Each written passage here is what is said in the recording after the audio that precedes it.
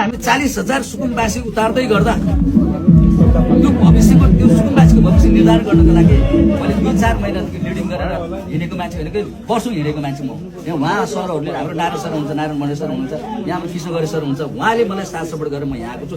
सुकुमवासीको हक दिएर लडेर म हिँडेको मान्छे हो। भीमचन्द्र गुरुङ के हो भनेर मेरो पार्टीभित्र वडादेखि नगरदेखि जिल्लादेखि प्रदेश र केन्द्रसँग पनि तपाईँले समन्वय गर्न सक्नुहुन्छ।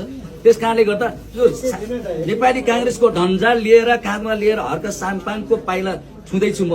यो बिपी कोइरालाले छुँदैछ तपाईँको पाउ। भीमचन्द्र गुरुङ मात्र होइन, यो झन्डा भीमचन्द्र गुरुङ मात्र होइन, यो पार्टी सङ्गठनमा लागेर हिँड्दै नेपाली काङ्ग्रेसको झन्डा हो यो। आज म यो झन्डा लिएर भन्न बाध्य त भएको छु। यही पार्टी सङ्गठनमा लागेर म रोडमा पनि आएको छु। मेरो इतिहास तपाईँले खोज्नुहुन्छ भने मेरो फेसबुक गएर तपाईँले हेर्न सक्नुहुन्छ। मेरो नाम भीमचन्द्र गुरुङ। सबै साथीहरूले मलाई भीमचन्द्र गुरुङलाई फलो गरेर मेरो ब्याक फोर्स हेर्न सक्नुहुन्छ तपाईँहरू।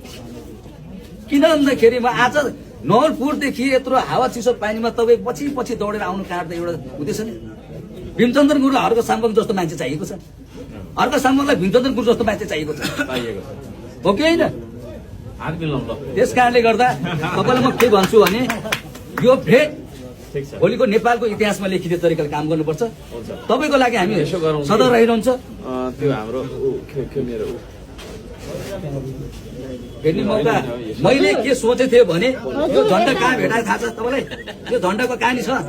मैले उहाँहरूसँग भनेको थिएँ यदि हर्का साम्पाङलाई भेटेँ भने मेरो झन्डालाई घाँटीमा राखेर म उहाँलाई पाउ छुन्छु, तर झन्डा छैन साथमा। हामी खोज्दै आयौँ नेपाली काङ्ग्रेस कहाँ हुनुहुन्छ? भरत घिमिरे बाटोमा तपाईँसँग झन्डा छ हजुर? छ भाइ भनेर झन्डा निकालेर दिनुभयो। तपाईँसँग आउँदा आउँदै तपाईँको बाटोमा र्यालीमा ठ्याक्क भेटेँ फेरि मैले। यो संजोग पनि हुनसक्छ होइन? यो समाजको लागि यो पार्टी सङ्गठनभित्र लागेर मैले जुन सङ्घर्ष गर्छु आज जहाँसम्म लाग्छ यो प्रतिफल मैले आज पाएको जस्तो लाग्छ कि यो हर्क साम्पाङलाई भीमचन्द्र गुरुङ जस्तो मान्छे चाहिएको छ र भीमचन्द्र गुरुङ मान्छेलाई हर्क साम्पाङ जस्तो मान्छे चाहिएको छ। यो मैले साथ खोजेँ। भोलि गण्डकी प्रदेशको नवलपुर क्षेत्र 1मा सुकुमवासीको लागि हामीले जुन अधिकार लिएर हक दिएर मैले लड्दैछु।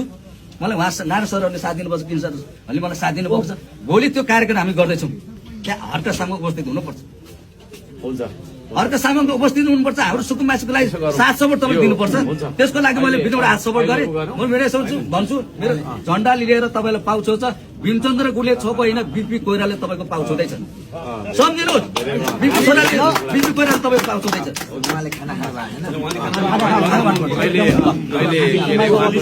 तपाईँको नम्बर